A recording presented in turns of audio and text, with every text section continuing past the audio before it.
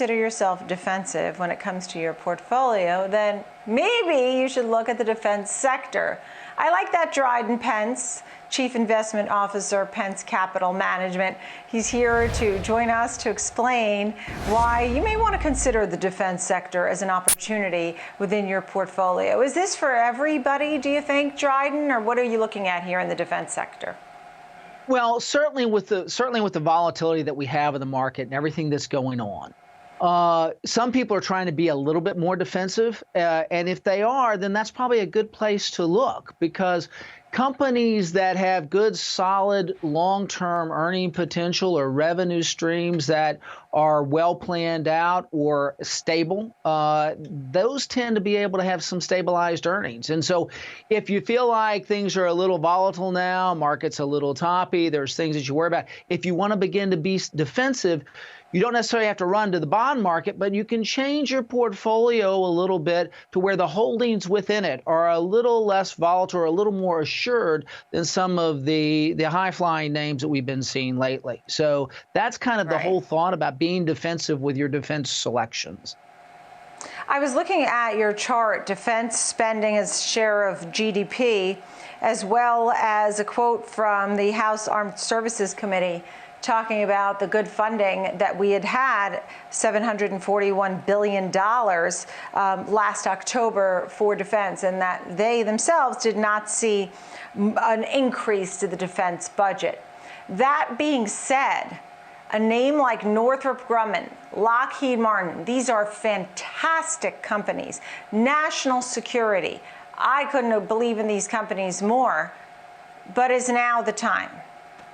Well, I think the thing to pay attention to is when you think about the fact that our defense budget, although it's very big, it's 3% of GDP. It's actually falling as a percentage of GDP as our economy grows. The defense budget, held stable at $741 billion, even for a period of time, is tremendously large. And the companies, so I mean, we don't know about this $1.9 trillion stimulus package, but what we do know is that the NDAA has passed, and it passed with the National Defense Authorization Act. It passed with bipartisan support. They overrode a veto to get there. And so the point of the matter is you've got a very stable funding mechanism. And the two companies you've talked about, you've got Northrop Grumman. They've got about an $81 million backlog with the bomber, the B-21 bomber. And then you've got Lockheed Martin with the F-35, got about $147 billion backlog. So these companies, the administrative risk on these things, or the administration and political risk of these things, has pretty much ameliorated. The revenue streams are pretty understood. The order book is pretty understood. So all of those variables that are creating volatility or worry about the market are actually not, those concerns are really not as prominent in these companies that pay decent dividends and are able to continue on throughout this volatile period. So I think when you look at a 3% GDP for our defense as a stabilized number over time, it's a lot of money, and these companies are key providers of the equipment that we need. It's interesting how it's just sort of trended lower, right? You know, you have the 60s and the 70s, and then after that, beginning 1988, it just, I mean, beginning 1968, and I look at this chart, I see the trend lower and lower. The defense spending as a share of GDP, I guess they don't find it to be as necessary at this time. I mean, you know, this was after World War II. Then you had the Vietnam War, you know, the Gulf War. I mean, listen, I'm not a historian.